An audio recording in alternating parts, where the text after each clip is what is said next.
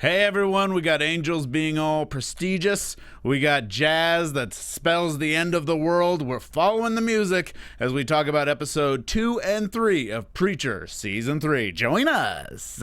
You're tuning into the destination for TV superfan discussion, AFTERBUZZ TV. And now, let the buzz begin. Oh boy. Ooh, it's all about that music. Hey everyone, Ben can't join us today, and so I'm filling in for lead, and you know, that's life, everyone. And we're going to talk about episode 2 and 3 of Preacher Season 3. I'm just like Ben, except I don't wear pants. So welcome, and he's wearing a suit. But I am here with the chat. I'm going to talk to you on the chat, so please join us if you're listening live. We're going to talk about episode 2 first, and then episode 3 in the second half. So if you haven't had a chance to see it, we know we're kind of cutting. I think we're actually taping this a little before the East Coast gets to see it. So if that's the case, join us later. Please still listen. Give us 5 stars. Now let me introduce our panel to join us in the Preacher Talk. Please introduce yourself. Matt, right at the end. I am Matt Marr, everybody. Hello. Thanks for having. I'm so pumped to be here. Yeah. Very excited to be here. You can find all my stuff at mattmarr.tv or at the Matt Marr. It's 2 T's, 2 R's. What's going on, guys? My name is Nate Miller. You can find me on social media at DogLikeNate, and I host a few other after shows on here at AfterBuzz as well. Awesome. And I'm Dave Child. You can find me at mrdavechild or davechild.com. And ooh boy, do we have a lot to talk about, because we're talking about 2 episodes. We do. We're talking about 2. But you only saw 1. I know. I didn't see 3, everybody. Shame. I failed on my first day. Matt. So, and they asked me, like, do you want to be here and watch? I was like, I don't think I can. So we're going to talk about 2, and then I'm going to peace out, and then I'll be back next week. I'm going to watch 3. I'll watch 4. So we're going to have these 3 tiers of spoilers. We're going to talk about episode 2, and then Matt's going to leave, and then we're going to talk about episode 3, and then everyone who doesn't read the comics can leave, and then we're going to talk about comics. So Let's talk about 2 and 3. Yeah, to talk about 2 and 3 to do with the comics. So spoilers. we got a lot to do. We got a lot. Let's dive right Got into a lot. it. Okay, so Mumbai Towers. I wrote Saint right next to it, so that's why I thought it was Saint Towers. Because the first thing I want to talk about is the Saint of Killers. Yes. Who I'm so glad we can finally call him the Saint of Killers. First season, we had to keep calling him the Cowboy or the Gunslinger, and it was so annoying. So Saint of Killers, coming after Custer. He tries the voice doesn't work, which is interesting, because that's different from the comics. But the voice doesn't work, and so they hit the road, and what do they notice on the TV, and who could they talk to but Fiore, who's playing at the Mumbai Towers. So that's where they go. And what do you guys think of this episode before we kind of dive into everything that happens? I thought it was great. I thought it was an excellent follow-up to the premiere as well. Right? Yeah. It didn't feel lagging, you know, at season 2. It's like they threw everything at us at season 1, and now it's like, okay, we're going to settle. And it wasn't that. It was just like boom, boom, boom, boom, boom. Yeah. I was a little worried we are going to settle back into the slowness of season 1. Yeah. And it was nice to have another episode that was just boom. I actually thought this episode was funnier, too. Yeah, it was. It was even funnier, yeah. Because we also got to see, as soon as we know we're heading towards Fiore, we get to find out what has happened to Fiore this entire time. And I kind of love what his story is. And because they've something that's in the show is we know the fact that when angels die, they get killed. They just pop up like close by out of nowhere and then just walk back out. So they kind of introduced this game and this joke of like the angels kind of always popping up and coming back and still having a dead body there. And so they were able to use it and make him a magician working at this casino, which was kind of perfect. Also, I love the fact that he's just suicidal, but because he can't kill himself, he's just always coming back. Yes. And doing that. It was what do you guys think of that? It was just felt like it was so funny, and it kept moving. I'm quickly starting to love this show for the montages. Yeah. They're getting very, very good at them. I would say close to like Breaking Bad, Better Call Saul level of perfect music choice, and the editing is always spot on. But they're also timely, and like they serve a purpose too. It's not just a montage just to be lazy. It's a montage for a reason. the trip that they go through, and a couple other ones that we see throughout this episode, and also the next one too. Yeah. But it looks great, and it just carries a lot of energy, momentum with the show too. Yeah, it seems to be part of the humor is like the building. Well, it had a build. Like the montage even had a build, because he's like kind of killing himself the normal way. And I mean, as I was laughing, I was like, this is so effed up, Matt, that this is like hysterical to me. I was trying to figure out what he was doing at first, because he hung himself and then he came back and then he went out and gambled and got the chips. And like, I think we were supposed to see him like searching for happiness or joy or some type of... Because if I'm wrong, I think he was supposed to go back to hell. That was what he was doing back at that bus stop, because that bus stop is how you get to hell. Yes. Because if you take the right bus with the right person, then you can go back to hell. I saw that Hell bus stop or Mumbai. as kind of just like a place that will take you to multiple. As kind of like a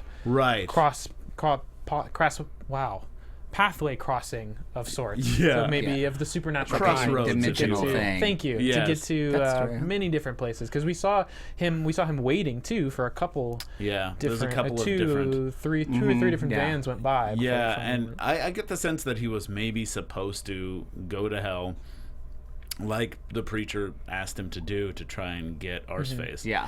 Did that happen after they originally went to I see the believe so. Saints? I wasn't able to I didn't go back and watch, so someone could correct us on the chat if we're wrong. But I believe he kind of made a very loose promise to kind of like go back to hell, because when Custer showed up and saw him, he's like, "You didn't go back to hell. You said you would be able to maybe get Arseface." And that's how they got to hell. I remember that. That's how they were able to. So didn't he tell them to go to hell, and they went to hell to go get Arseface, and then ended up recruiting the Saint instead?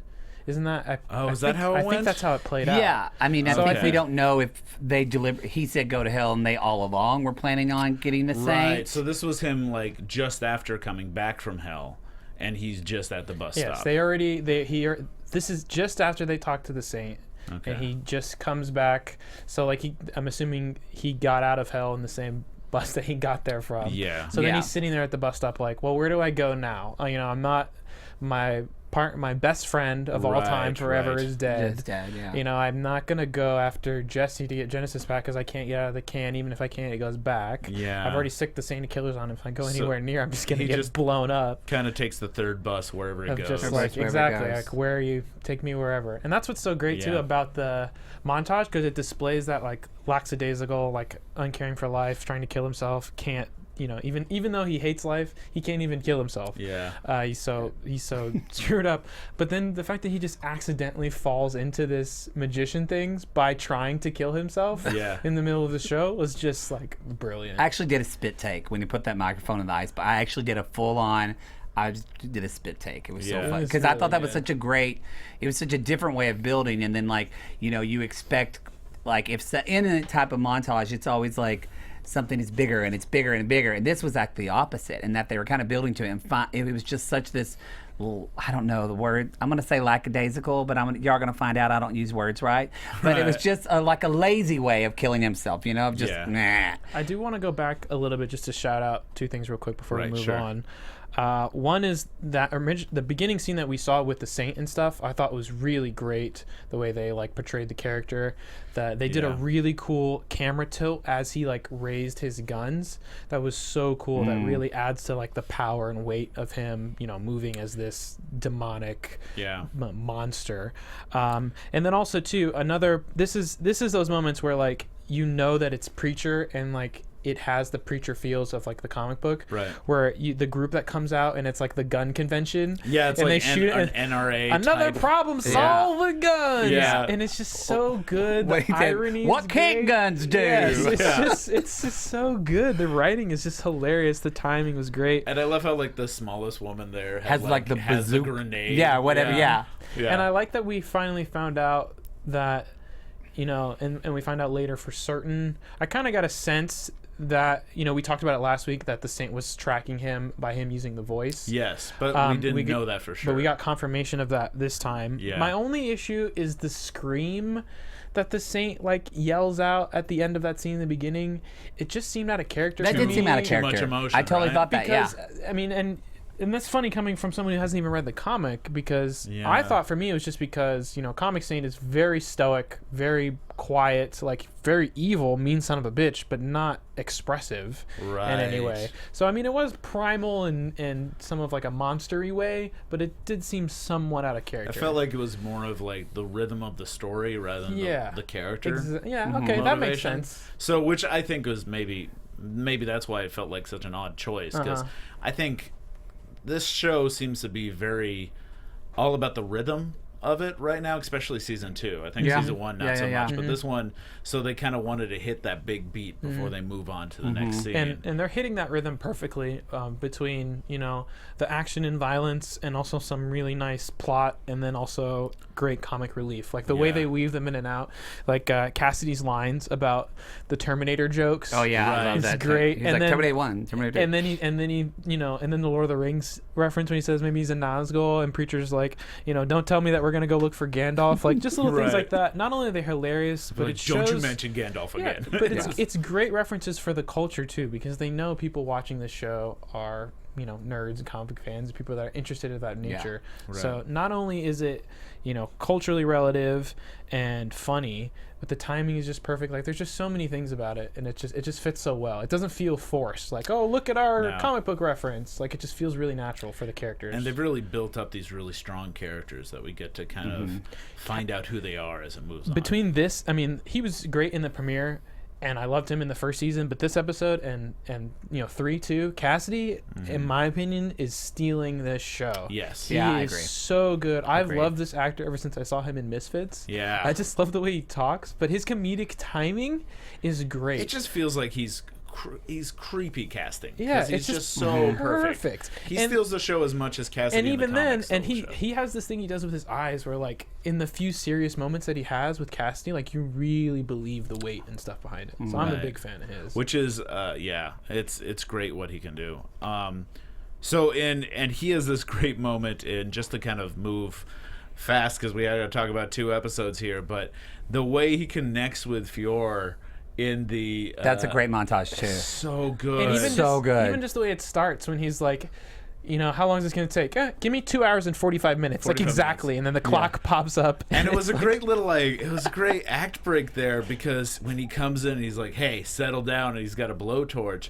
We all think he's going to torture him. Yes. We think this is like, oh, this is where the dark Cassidy comes out. Right. This is where it gets really deep. And then he just shows this buffet line of drugs. It's like, we're gonna bond. And even just and then he kills him the first time. That was just so good. Like, you could put lots of different characters in that similar situation and it would be funny, but that's such a unique joke to take because of the already established lore with Fiore and him coming back, that them taking that opportunity was just perfect. It was just so good. That was so good. And then I also just love the fact that Fiore, all he really needed and wanted was another best friend. Yeah. And he just wanted a friend, and he just wanted that connection. And it makes sense, because a vampire would be very similar to an angel, because he's immortal, he's lived a long time, he's, you know, they could both do immense amount of drugs. They do without getting drugs. hurt. They could even like everything as like, you know, if drugs as somebody who's like, as I'm gay, and so to see like, you know, when somebody's lived for a long time, like even kind of like the gender, or not the gender, but like the kind of, that's the same kind of with the relationship Fiore had. Right. You're like, were they open. boyfriends? Were they friends? Like, and it like they were in the hot tub, and I was going, what the hell is happening? I didn't know. I got very excited, but nothing happened. But but still, I love that, because I think that's realistic too. Because you think if you've lived like thousands and thousands of years, even I would be like, I'll do stuff with women. You know, I've had a lot of guys. Let's just go. And so I think that's what people would do naturally. They're so grounded in, these characters to me are grounded in reality. Even like, you know, I'm from Oklahoma. I went to school in Texas. So like all the NRA convention and people, like that was my Uncle Andy, my Aunt Peggy with her paint gun. Like that's my life. Those are the people that pack guns like to church. So to see that, some people might think that's ridiculous. I'm like, no, that totally would happen. Yeah. Yeah, and I think the relationship, because we do have people asking in the chat whether Fiore and DeBlanc were gay, and I kind of got the feeling that they were just they didn't understand. They don't understand sex. I think it's a companionship. Yeah. Yeah, I think it's more than that, in that you have to remember that they're not human. Yes. Right. Like, it's easy for us as humans, especially on a TV show. Like, that's one of the great things about the comic books is you get more variation in art style, where it's hard to relate in, TV because people look like people. Right. Just like people. So we see them as humans. You have to remember that they're not humans. They're angels, have been alive for Lord knows how long, and even Cassidy was at least human at some point. Yes. So when he's talking to him about sex and things of that nature that are very much human, these things are completely foreign to them. You have to remember, if we're talking biblically, angels are just servants. That's it. They don't, that's why they envy us, because we have free will to do whatever we want, to have sex, have relationships. So all that they know, especially those two, is each other, because they spent each other together for eternity, working, doing whatever they were doing. That's a good point, because Cassidy even asked too, like, where do dead angels go? And he says that's the question. Yeah, and it really said, like, as a doesn't know. human, you would think, like, what happens when we die and all that, but with angels, he's probably never really even thought about that before. I like the fact that in this story there's angels that don't have all the answers. They don't know. That's awesome. Like Fiore even says when he says goodbye, I've never met God himself, but I've only heard good things. And the idea that not every angel has met God, or he doesn't know where dead angels go. He doesn't know what the next move is. So that maybe explains why he's feeling a little suicidal, is because he also wants to kind of find out what's next, and that will be the only thing that gives him peace. Well, because he can't return back to the angels, because he didn't get Genesis, and now that he knows, like, God is missing, as you're talking, I'm like, oh wow, no wonder he felt suicidal, because literally he probably realized he probably imagined, I'm going to be alone for eternity. I wonder if he can even get back. I think they didn't really explain it, but I think something to do with the phone may have limited their ability to go back. Or maybe they were just like, they messed up, Maybe so they they're can't just really go embarrassed. back That to the could be. home office. Yeah. Which 'cause they understands messed why he up. hates Preacher, why he hates Jesse, because he essentially he ruined his not life, his afterlife, you know. Yeah. So he does ends up kind of getting won over to Jesse and also Cassidy, and deciding to help him as much as he can, but there's not much he can do, it seems, because he says that. Well, I guess he does kind of lie to them and say that he's straight up lied to him. Yeah, because he says straight up lied to him. Because he says that I'm the only one who could turn off the saint, and I'll do it. And if you head out, it'll be fine. I'll turn him off, and that's why he kind of uses the word right at the end, and to draw him. And do you think all along Fiore asked him that because Fiore wanted Angel to come and give him peace? Yeah, well, I think it is a question of, like, was he going to turn it off, and then he... Because of being commanded to have peace, that the only way that he could actually have peace is to continue, to allow the saint to continue, because he knows how dangerous Genesis is. Except he could probably get the saint to kill him after turning him off, or like, well, I guess because he couldn't turn him off. He couldn't, because he basically lied to the saint too. I get the sense that he lied to the saint, that he won't be able to, like, if the saint really kills Preacher, do you think he'll be able to get his family back? Oh, in that regard, because that's the whole motivation for Saint. Yeah. Right. And that feels like it was DeBlanc and Fiore just being like, "Whoa, we got to send out the big Gotta do gun," something, and the only way to do it something, is to kind of lie. Yeah, I think a good that's question. definitely going to be covered. Right. I mean, or it could also be the idea that maybe that's what God has kind of promised, but they don't have any connection with God, and it seems like these two losers just kind of set the big guns rolling without really checking with above. So when he says towards the end, at the end of the episode, when he finally does confront the saint and says, "Hey, you'll still get everything, you'll still get your family back," I think that's still a fib, and all you have to do is just kill him. I think that's because he wants peace and he still wants revenge.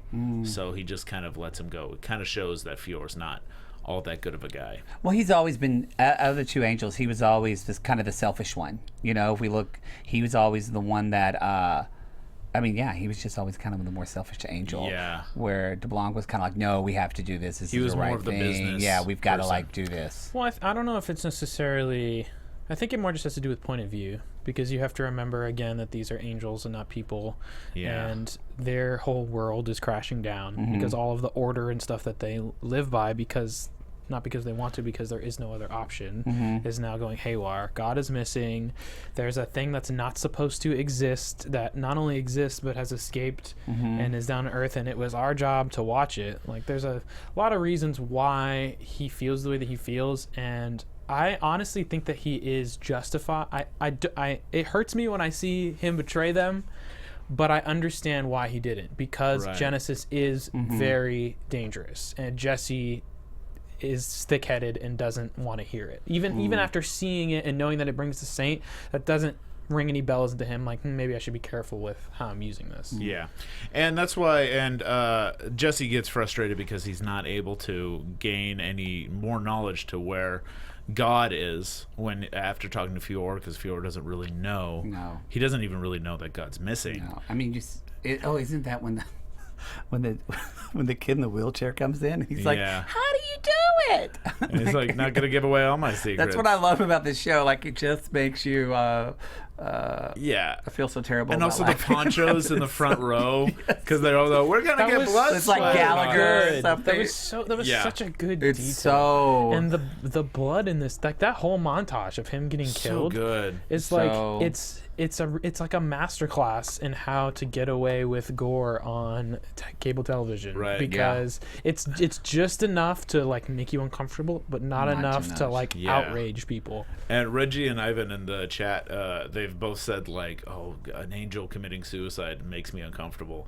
I was like, "You got to hold up, because I think this is what this show is all about." That makes you feel uncomfortable. Yeah, this show is all about kind of finding the buttons that will make you uncomfortable. I mean, it's supposed to make you think. Yeah, I mean, even if you do believe in all these things, you do have to consider some possibilities of, like, if angels are real, what happens if an angel thinks about when an angel dies? Yeah. Where does an angel go? And also, it's just funny to see someone die and come back all the time. Yes. It's just like, even if it's suicide, and his attitude too, of just pure stoicism of like, here I go, I'm back again. Yeah. Like, and then right at the end when he's shot and he doesn't come back and he's booed on stage. Yeah. That's also just funny satire with the this American kind of celebrity feeling culture of being like, "Oh, you have to do this to please us." He's literally killing himself on stage night after night. Yeah, for the audience. This, like, mindless and he finally audience. kills himself and actually dies, and they boo him.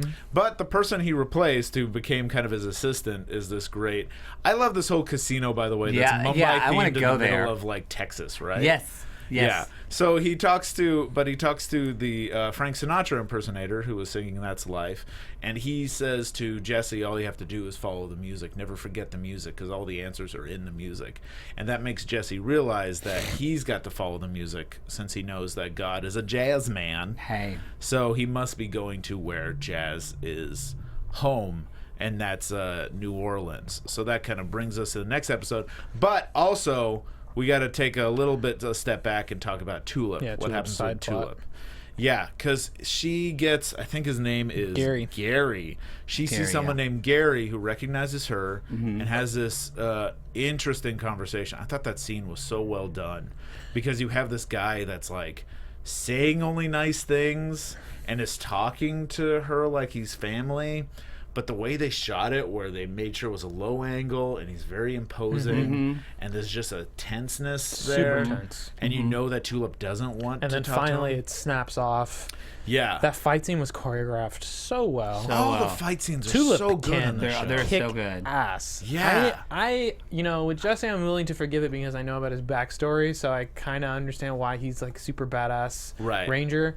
Tulip, I hope we get a little bit more explanation, because she's almost a little bit too good of a fighter. I think that's where we're heading. And I think also, so too. Yeah, and I also think that Jesse and Tulip had this kind of life of crime beforehand. Right. So they kind of became... they've been in that world. Yeah, yes. they kind of became badass fighters that together. That shot of the camera... or I'm sorry, the phone, when he's like looking for a signal, they just like created a whole new style of shot. the cell phone signal shot that will be replicated for years to come. What do you mean, like when where it was like, it was like a POV from like his wrist to just the phone, and you just saw the phone and it was like shaking and like almost like distorted around it as he's like swinging it around trying to get service as he's dragging her along with his other hand. This had a lot of fun. Cinematographer killed it. Yes, and this it just captured perfectly the movement and the energy that was going on in the room. Yeah, and this had there's another great set of shots that I'm going to talk about in a little bit in the same episode that I really loved. But this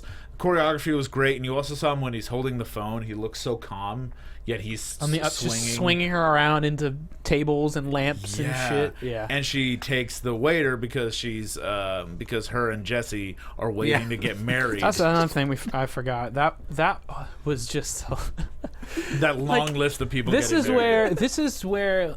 It's very much a Preacher thing. It's very funny, very commentary, but I very much see Seth Rogen in this, like the comedy, like it was just the whole thing they did it. The wait list, like them waiting at the bar with the other couple, and like, we're waiting to get married. Us too. We're all waiting. Right, and when they cancel, the host who's like, "We got a cancellation. Get the next family in here right now." Like it's just. Oh my god! Also, I love how it's just they decided not to have it be Elvis themed or something. Right. It's still like it's this like Mumbai theme on its head. Yeah, it seemed like it was going to be kind of this. I'm very culturally insensitive here, but I don't know if it was like Hindu or if it was a Muslim wedding that they were setting up. I'm a white guy from Oklahoma. But they were they were setting up something variety that was, for sure. So different. And I thought that was a great choice because it made it seem like something we haven't seen before. And so she kills him with the buzzer and then goes up to Jesse and kind of breaks his heart by saying that they can't get married because they were engaged to this together before, and we don't know what happened to really stop that engagement. I believe. Correct me if I'm wrong. They did mention the baby. Yeah, I thought they were engaged till the end, till like when she lost the baby, and it just kind of all fell apart. That was my understanding. Yeah. Right. Thanks for the reminder. Yeah, they did mention Carlos, the baby. right? Carlos, that was his name. Yeah, and all that. Yeah, and then so they feel like maybe they're gonna be back on track, and I think Custer wants to get there sooner than she does because she also finds out that there's a Victor that's in play here, and we don't know who Victor is, but that's who Gary was supposed to talk to and is trying to connect to. So we don't know who Victor is, if Victor's like... I almost got the sense that maybe Victor is a husband that Jesse doesn't know about. Yeah, or like a crime boss that she was kind of seeing or sleeping with or something. So who knows? That's what it seemed like, especially with the lady that she bumped into. Yeah, but she also has like. But we're not. But she has Whoops. But she has. That's a moment where.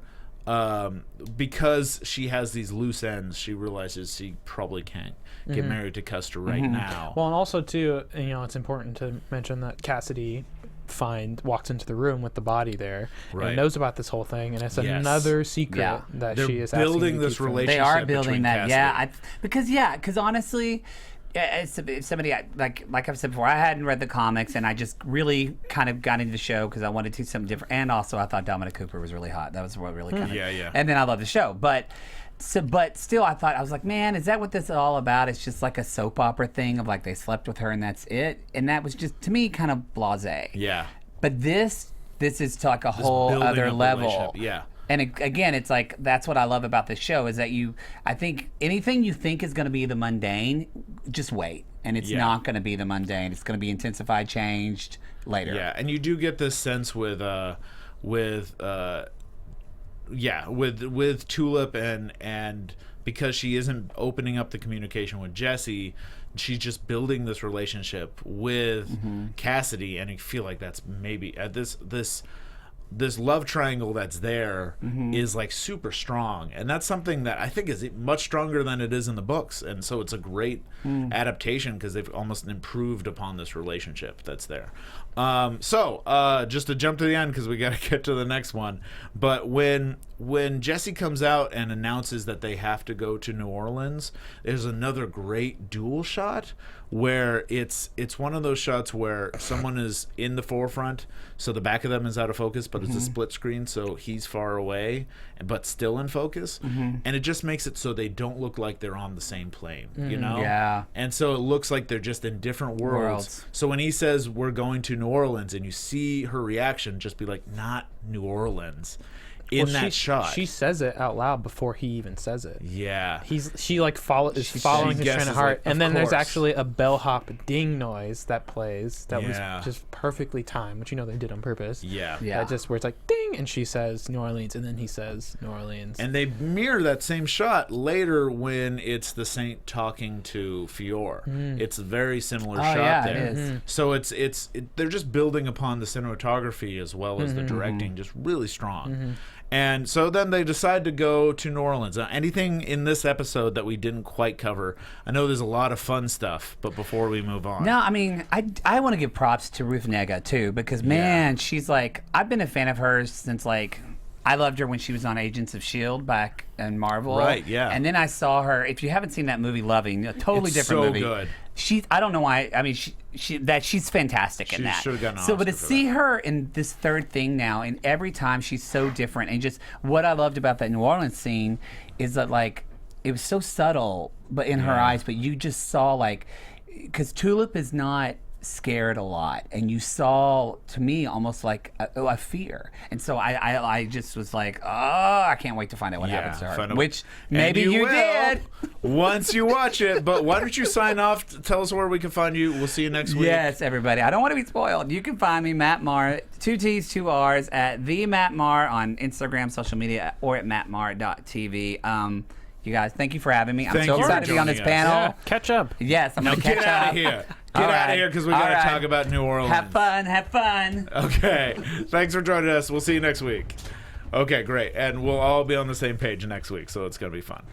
So, okay. Now, as I talk slowly while Matt leaves the room, okay, so we're in New Orleans now, and, well, actually, first, before we touch base with New Orleans, the first thing we see, thanks for clearing the stage, is we actually get a little visit with Eugene, where we finally find out what happened with Eugene, a.k.a. soon-to-be Arseface. Yes. What happened and how he kind of turned his face into an arse. More importantly, the way that they played that scene out was great. Because when it first happened, I'm like, ooh, flashback.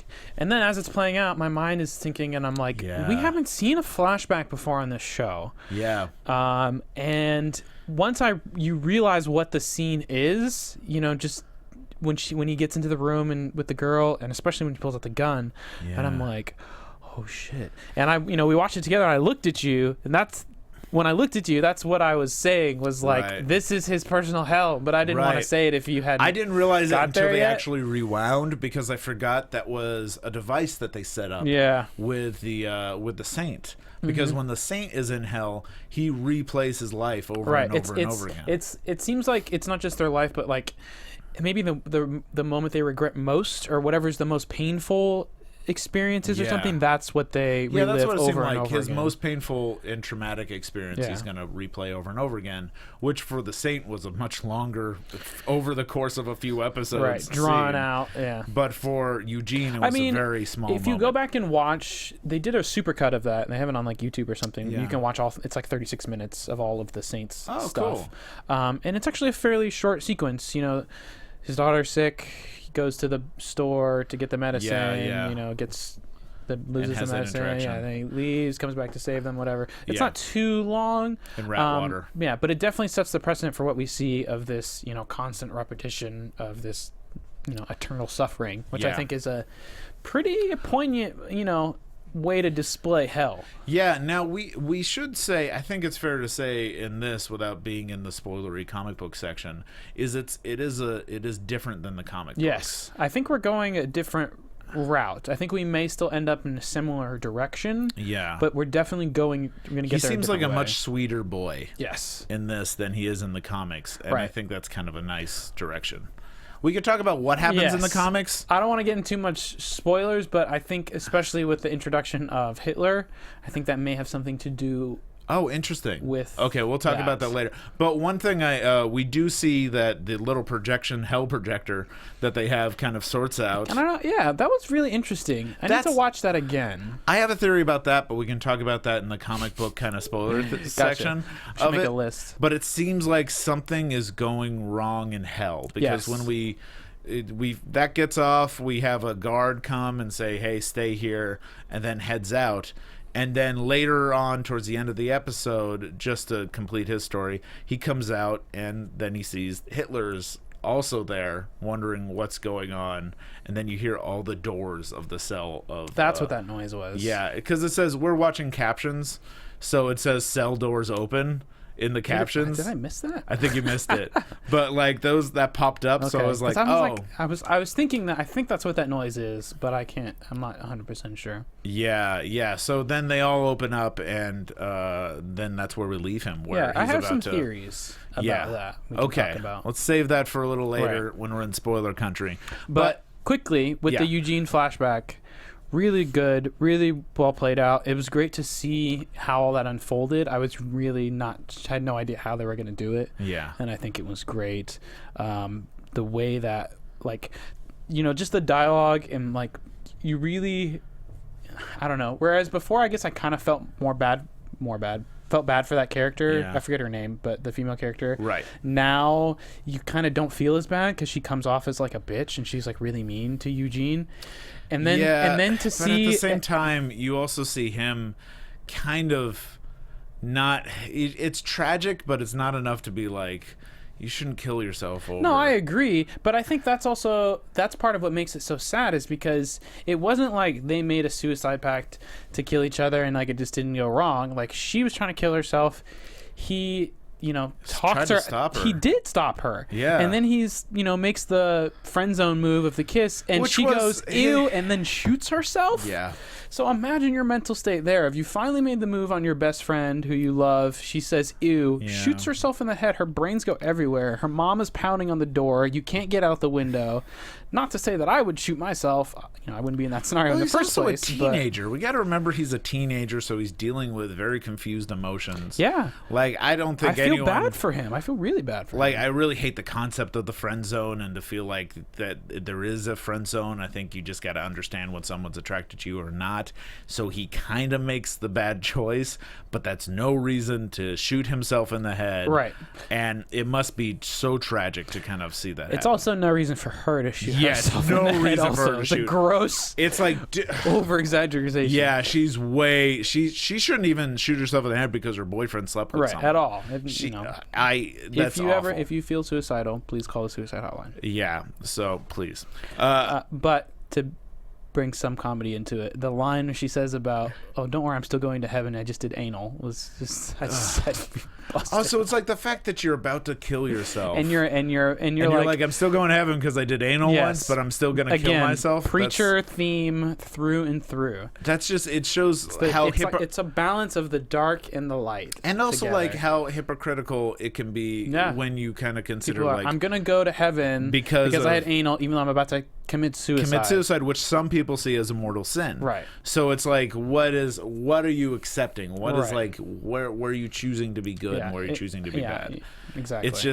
That's what I love, and it's another one of those things of like, one of the things that this series does is it makes you look at faith too, and the faith that people have. Right. Because like if you love God or your faith enough, whatever, to not have vaginal sex because you want to save yourself, but you're still going to kill yourself. You're still going to. There's still something bad.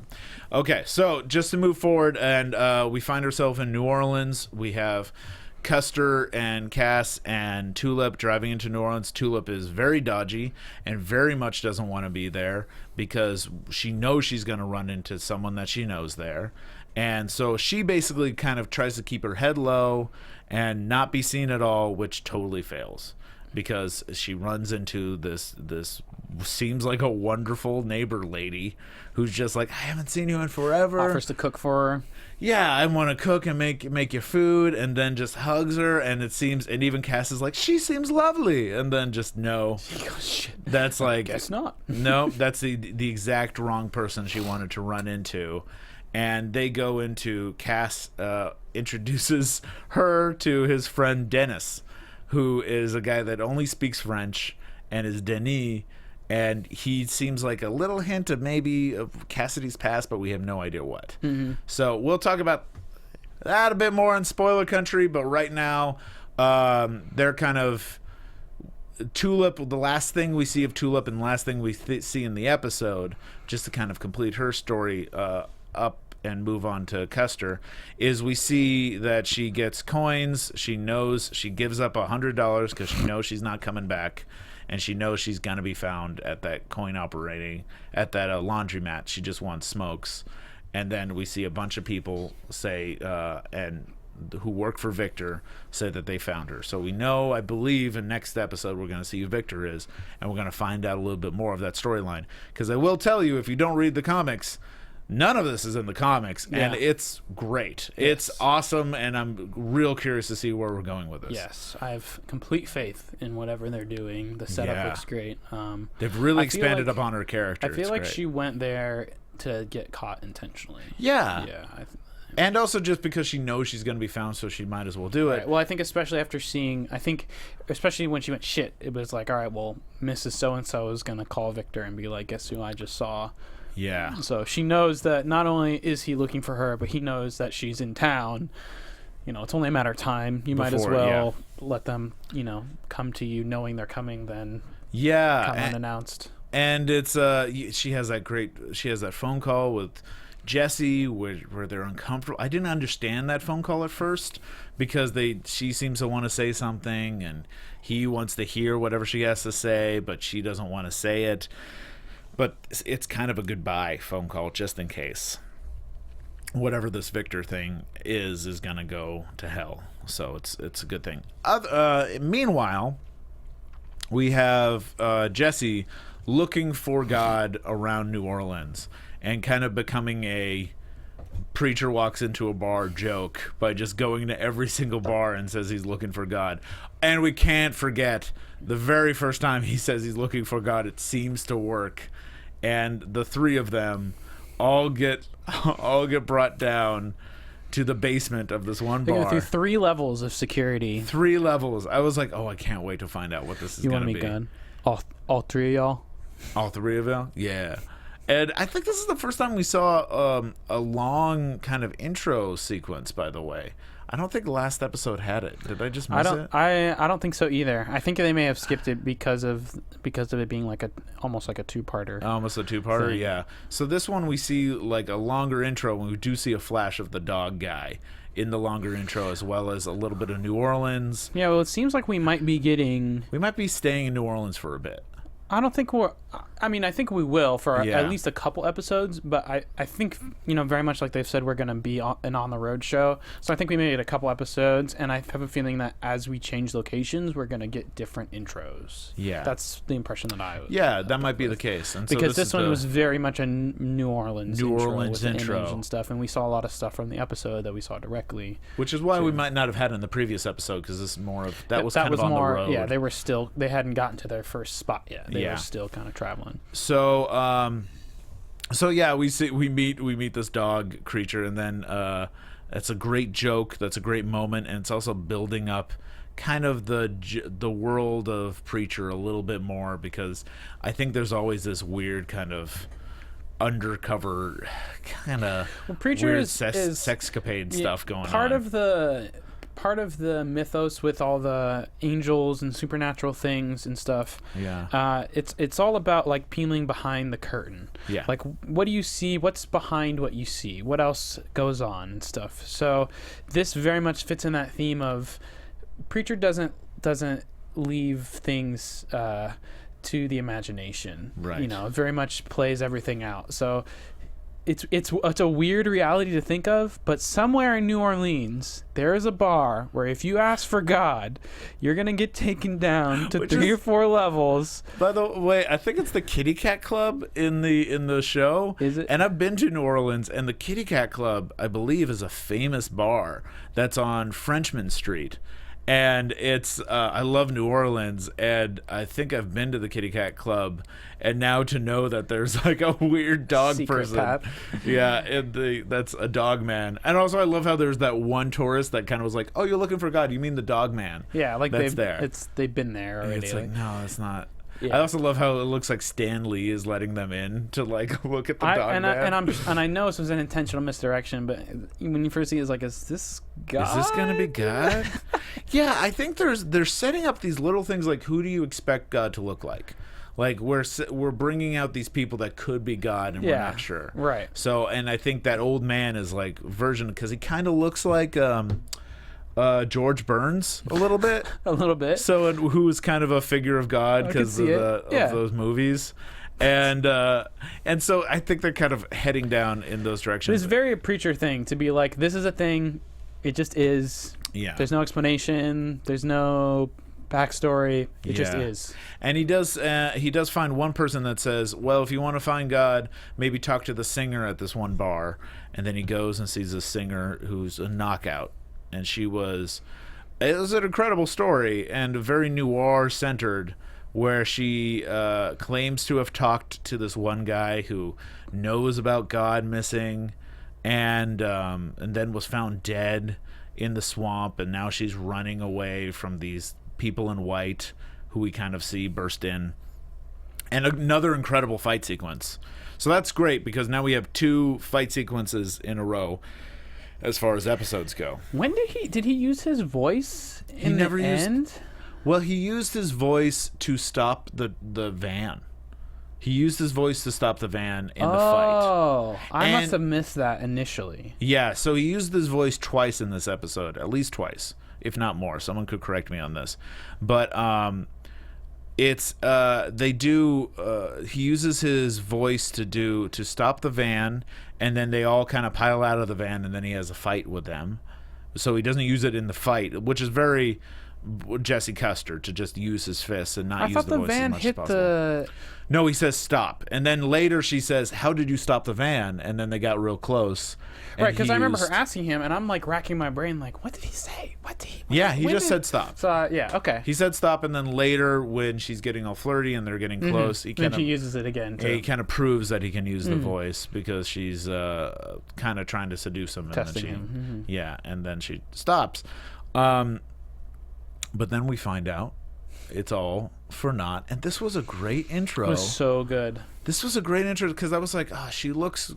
This is an interesting character who is not in the books, and the singer's not in the books at all. And like I didn't know where they were going for this, and I was like, great, another new character, another new exploration. And then they send her off. Yeah. And I was like, wait a minute.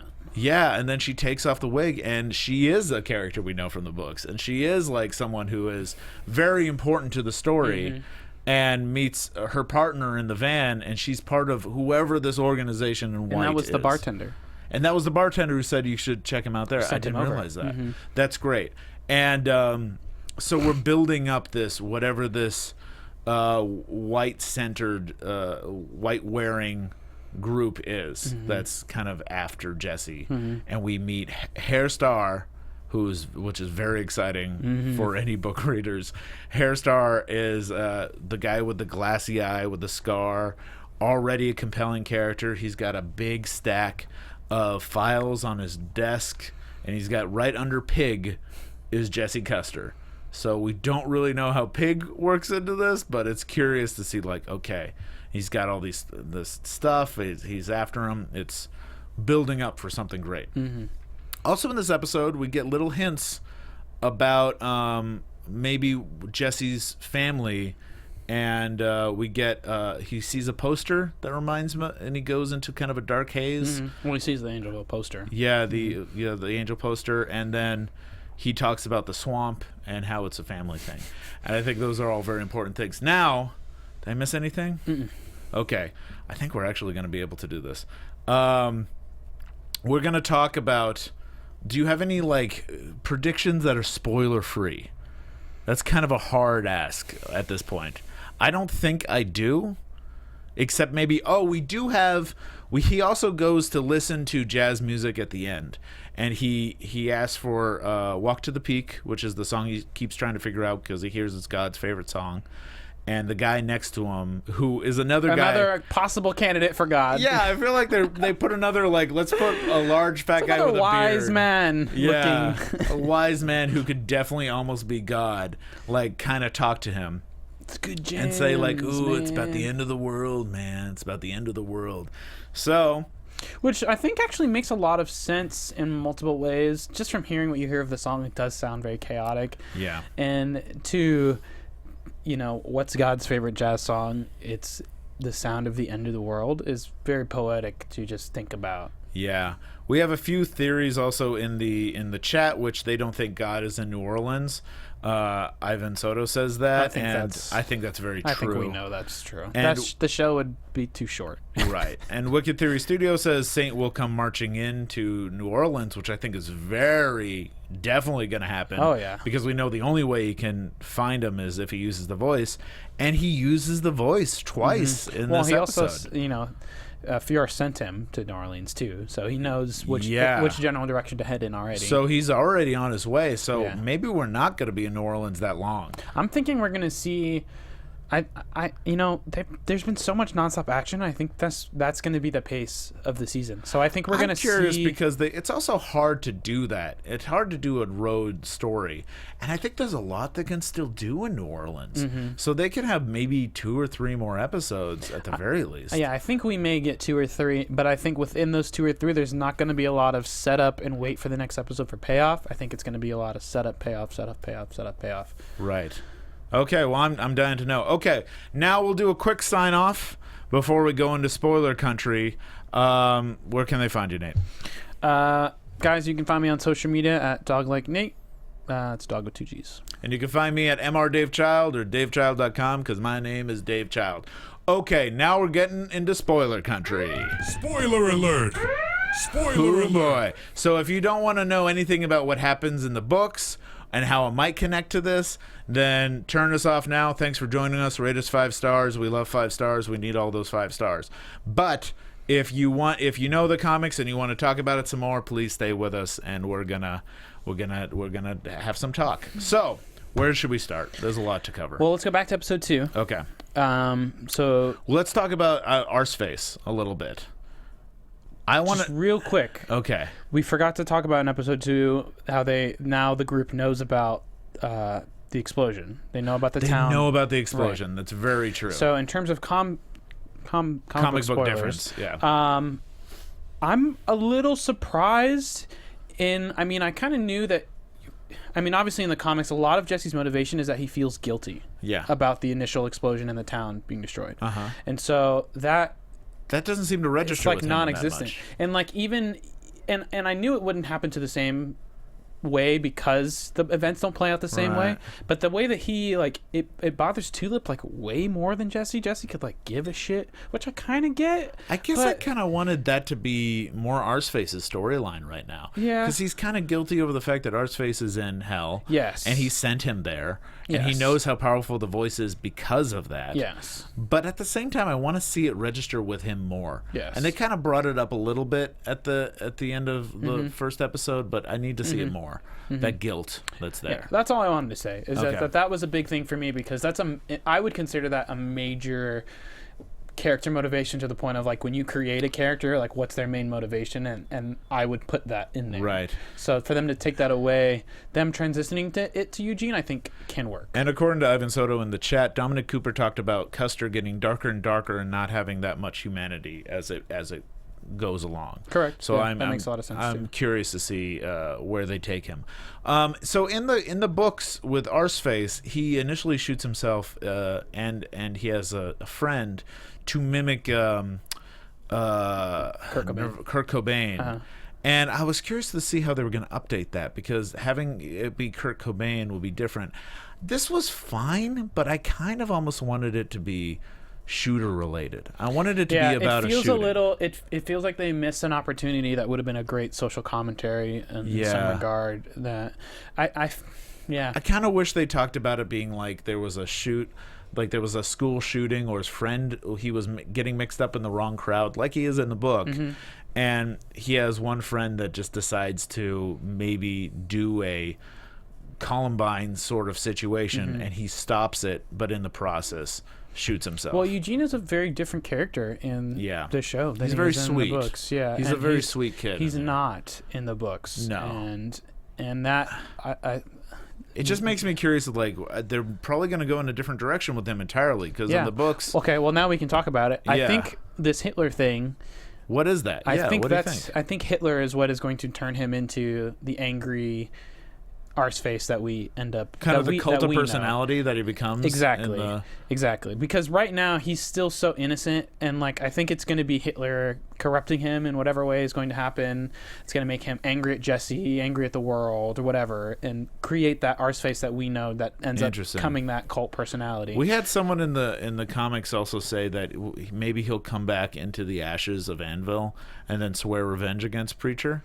Because there is, Arseface has a few storylines in the books where at one point he wants revenge against Preacher, and then at one point he's friendly against Preacher. Right. He's a very sweet kid in the books too, I would say. He's just kind of nuanced. Yeah, he just ends up getting a lot to grow. Yeah, he becomes a cult of personality, kind of a new Kurt Cobain, a new pop singer, and I'm curious to see if they're going to go that direction. I or really if they're hope gonna that they do. else. I think that there's so much to play with there. Yeah. I think that just the way that they've set up the character, it could work, and that's why I think that's because the other part is like, it's Hitler.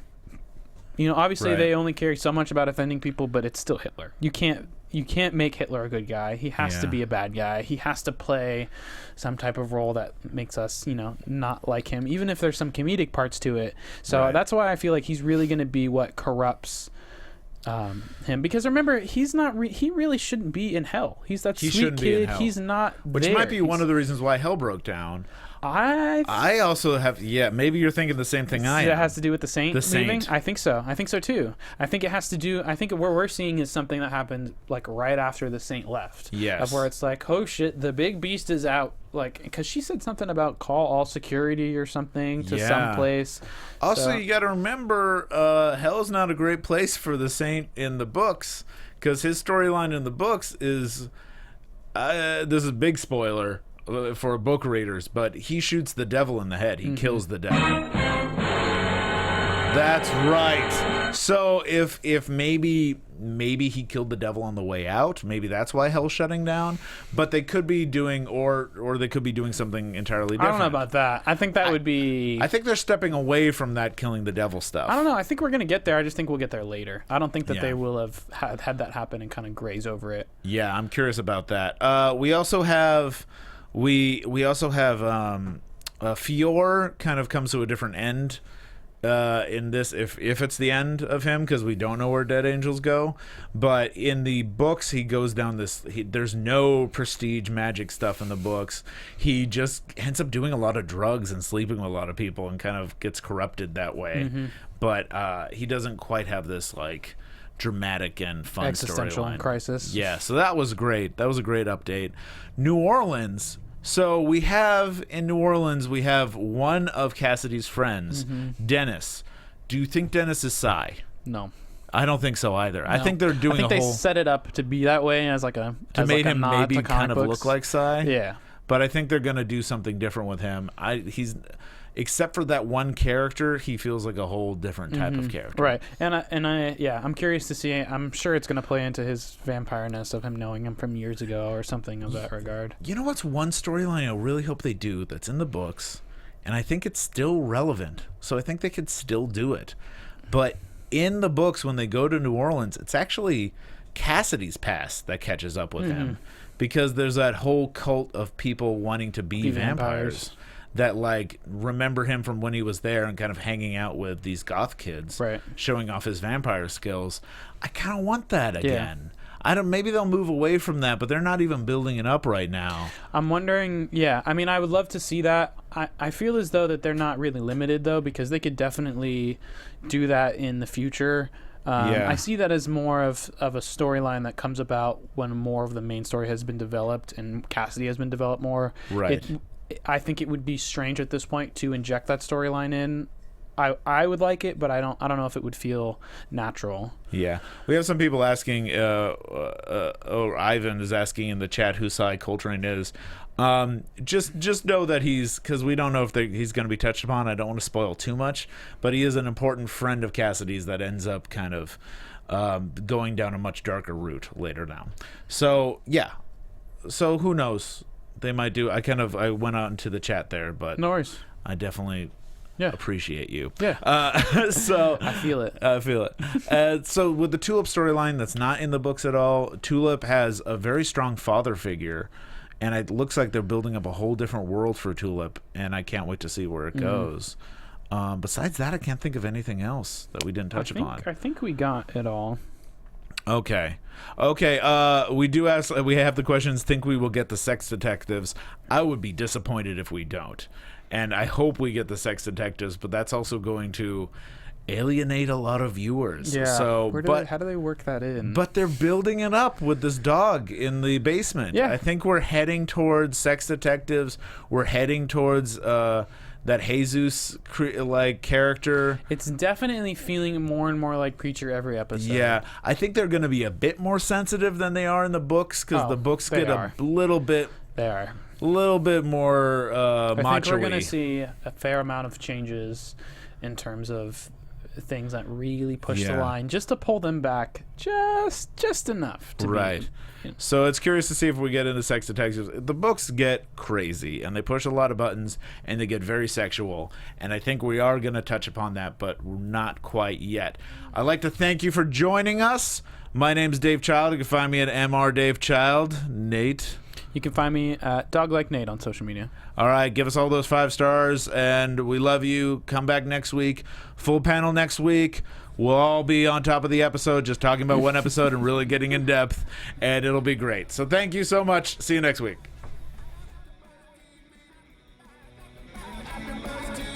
From executive producers Maria Menounos, Kevin Undergaro, Phil Svitek, and the entire AfterBuzz TV staff, we would like to thank you for listening to the AfterBuzz TV network. To watch or listen to other after shows and post comments or questions, be sure to visit AfterBuzzTV.com. I'm Sir Richard Wentworth, and this has been a presentation of AfterBuzz TV. Buzz you later. The views expressed herein are those of the hosts only and do not necessarily reflect the views of AfterBuzz TV or its owners or principals.